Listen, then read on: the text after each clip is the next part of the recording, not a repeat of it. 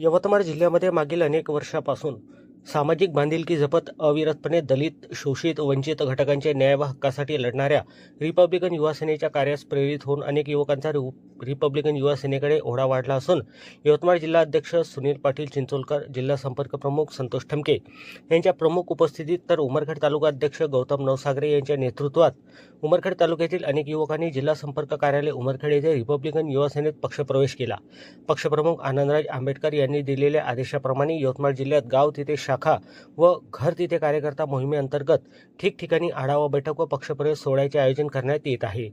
अध्यक्ष भाषणामध्ये बोलताना वाहतूक आघाडीमुळे स्थानिक स्वराज्य संस्थेच्या निवडणुकीमध्ये उमेदवारांची प्रचार यंत्रणा सक्रियपणे राबविणे अधिक सोयीचे होईल असा विश्वास जिल्हाध्यक्ष यांनी व्यक्त केला।